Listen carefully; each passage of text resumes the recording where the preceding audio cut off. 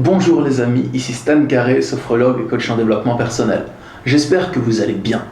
Dans cette vidéo, nous allons aborder la relation d'emprise psychologique et de manipulation mentale. Je vais vous donner les 10 signes qui indiquent qu'une personne est sous emprise de quelqu'un d'autre. L'emprise, c'est donc quand une personne, un manipulateur, a un ascendant moral et une autorité sur une autre personne, la personne manipulée, et que cette personne manipulée est dépendante du manipulateur. Et elle a également peur de lui. Du coup, elle lui obéit pour obtenir l'objet de sa dépendance et aussi pour éviter de se confronter à sa colère ou à ce qui lui fait le plus peur chez cette personne. Aujourd'hui, je vais vous donner les 10 signes qui indiquent que vous êtes victime d'emprise ou qu'une personne de votre entourage est victime d'emprise. Écoutez bien. Le premier signe, moi j'ai tout noté là-dessus pour rien oublier, le premier signe c'est l'isolement. La personne qui est sous emprise d'un manipulateur ou d'un groupe manipulateur, elle voit de moins en moins les personnes qu'elle aime au préalable. Elle voit de moins en moins ses amis, sa famille, ses proches et les gens qui lui sont chers. Pour que l'emprise ait lieu, il faut que la personne soit faible et dépendante du manipulateur. Donc pour ça, il est utile que le manipulateur la coupe de tous ses soutiens extérieurs et de toutes les personnes qui pourraient l'aider à s'en sortir. Le deuxième symptôme qui indique que vous êtes sous emprise, c'est lorsque vous vous coupez du plaisir. Lorsque vous arrêtez vos passions, que vous vous interdisez vos loisirs et que vous arrêtez même de progresser dans votre vie de rêve. C'est-à-dire qu'une personne sous emprise met son plaisir de côté et oublie son plaisir au détriment du plaisir du manipulateur. La personne sous emprise ne voit plus son propre plaisir et son propre épanouissement personnel comme quelque chose d'important, mais elle voit celui du manipulateur comme étant bien plus important que le sien. Donc, elle va arrêter de progresser dans la construction de sa vie de rêve. Sa qualité de vie va s'arrêter de s'améliorer chaque jour et va commencer à se dégrader de jour en jour. Le troisième signe qui indique qu'une personne est sous emprise psychologique, c'est que, au fur et à mesure que l'emprise évolue, cette personne est de moins en moins joyeuse. C'est comme si toute joie l'avait quittée au quotidien, qu'elle était de moins en moins motivée pour faire des choses et de plus en plus triste, apathique, le regard vide, angoissée, elle se sent de plus en plus faible, impuissante et en incapacité, et même elle sent qu'elle n'a pas le droit de réaliser ses rêves. Son état émotionnel baisse et devient de plus en plus négatif de jour en jour. Le quatrième trait, c'est quand la personne sous emprise consacre toute son attention à une nouvelle personne, à un nouveau groupe de personnes, et que du coup elle oublie tout ce qu'elle aimait avant pour cette personne, qu'elle met même son bien-être de côté, sa vie sociale de côté. Bien sûr, dans une relation amoureuse, quand vous êtes à fond sur un nouveau partenaire de couple, ça peut arriver que vous vous comportiez comme ça. C'est pas parce que vous avez un de ces points que vous êtes sous emprise. C'est pas parce que vous êtes à fond sur votre nouveau chéri et que vous oubliez tout le reste que vous êtes sous emprise. Mais par contre, si les 10 points que je vais vous citer sont réunis, il y a de très grandes chances que vous soyez sous emprise. Ensuite, la personne qui est sous emprise, comme cinquième symptôme, elle a une mauvaise opinion d'elle-même. Elle se dénigre et ne croit plus en elle. Elle peut répéter des choses comme « de toute façon je suis bonne à rien, de toute façon j'arrive à rien, j'y arriverai jamais, je suis trop nulle », alors qu'elle ne le faisait pas avant. Au fur et à mesure que l'emprise avance, le manipulateur répète au manipulé qu'il est naze, qu'il est bon à rien, qu'il est tout pourri, et du coup le manipulé finit par le croire, et peut-être le répéter aux autres. Donc c'est important de le relever ça. Le sixième signe qui indique qu'une personne est sous emprise, c'est quand elle a des symptômes physiques liés à l'emprise. Elle peut avoir des perturbations de son rythme de sommeil, par exemple des lourds coups de barre qui surviennent à des moments dans la journée sans qu'elle comprenne pourquoi et elle se sent limite obligée de dormir. Elle peut avoir des insomnies ou bien des hypersomnies. Elle peut aussi avoir des troubles de l'alimentation, c'est-à-dire qu'elle commence à moins s'alimenter ou bien à manger compulsivement. Et elle peut avoir des maladies somatisées, c'est-à-dire que son esprit est en mal-être mais elle n'arrive pas à l'exprimer. Alors ça reste à l'intérieur d'elle et son corps se met en harmonie avec son esprit dans le mal-être. Et elle peut développer des maladies telles que des maux de ventre, des diarrhées, du mal de dos ou bien des perturbations un peu partout dans tout le corps.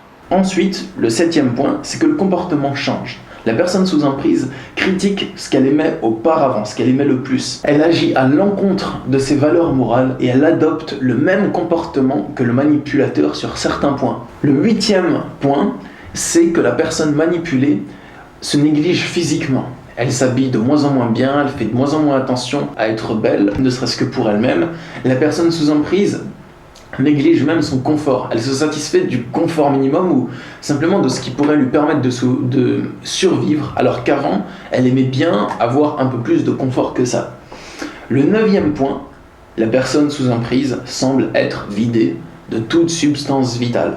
Le 10e et dernier point que je veux citer pour l'emprise, c'est quelque chose de très important et je ferai une vidéo spécialement consacrée sur le sujet si ça vous intéresse. C'est le monstre invisible qui contrôle tous vos faits et gestes. Bon, dit comme ça fait un peu ridicule, mais ce que j'appelle le monstre invisible, c'est quelque chose de très important, c'est un concept à comprendre, c'est juste une image, le monstre invisible. C'est pour vous dire que, pour prendre le contrôle du mental de quelqu'un, comment faire ? Vous avez remarqué qu'au-delà de vos pensées, il y a quelque chose qui structure vos pensées. Il y a une espèce d'entité invisible qui vous dit ce qui est mal ou ce qui est bien. Il y a une espèce d'entité invisible, de force en vous, qui vous dit ce que vous pouvez faire et ce que vous ne pouvez pas faire. Et vous n'êtes même pas conscient que ça se produit parce que vous ne le remettez même pas en question.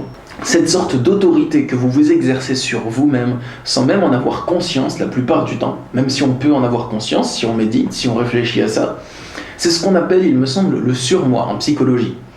Le manipulateur, s'il veut prendre le contrôle du moi, donc du mental, il doit prendre le contrôle du surmoi.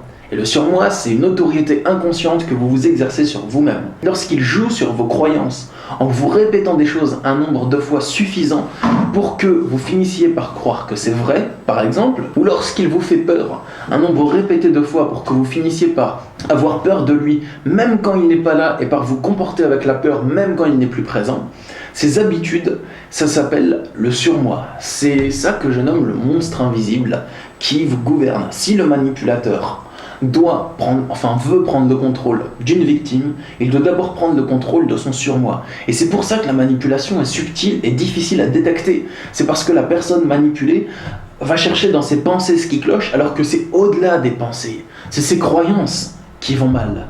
Du coup, la personne sous emprise, c'est le 10e point et j'insiste dessus, elle se comporte avec peur, comme si le manipulateur l'observait, même quand il ne l'observe pas. Elle va avoir honte d'elle-même, même quand le manipulateur n'est pas là pour la rabaisser.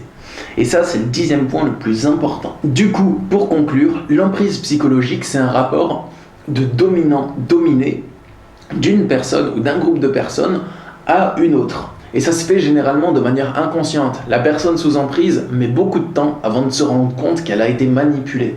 Et des fois même le fait de se rendre compte qu'elle est sous emprise, ça suffit pas pour en sortir. Pour en sortir, il y a d'abord un combat contre soi-même à mener, prendre la décision de se barrer et de mettre fin à cette relation parce qu'elle est toxique, et ensuite un combat contre le manipulateur à mener. Pas tout le temps, mais souvent quand le manipulateur ne veut pas lâcher l'affaire, fait du harcèlement, met de la pression psychologique, eh bien, faut pas se laisser faire, faut l'envoyer bouler, pas hésiter à utiliser la justice pour porter plainte contre le harcèlement, et voilà. Ce que je peux vous dire de l'emprise, c'est que ça peut arriver de la part de tout un tas de facteurs. On peut être sous emprise par rapport à notre éducation, ce qu'on a reçu à l'école, par rapport à une religion, à la société ou à une personne qui est manipulatrice, comme les pervers narcissiques par exemple. J'espère que cette vidéo vous a plu. Si le sujet de l'emprise psychologique, de la manipulation mentale et de comment vous en protéger vous intéresse, je vous invite à me laisser un commentaire pour me le dire et du coup je ferai plus de vidéos sur le sujet. Si cette vidéo vous a intéressé aussi, partagez-la avec vos proches pour qu'ils puissent être avertis concernant l'emprise et avertir leurs proches qui seraient peut-être sous relation d'emprise. Et aussi, abonnez-vous à ma chaîne YouTube. Comme ça, vous ne manquerez pas mes prochaines vidéos. Voyons. Je vous laisse, je vous souhaite une bonne journée et je vous dis à bientôt. C'était Stan Carré, je suis heureux de vous avoir partagé ce contenu. Au revoir. L'enfant se fera juger par un ogre à la face d'attardé. Rap marrer parce que l'enfant ne va pas se marrer, car l'ogre a préparé tout un paquet de Big Mac à varier. Bien consommer ma variette au lieu de perdre ton temps à chialer. C'est ce qu'il dit à l'enfant pour faire de lui une bonne vache à lait. Un ogre à chialer.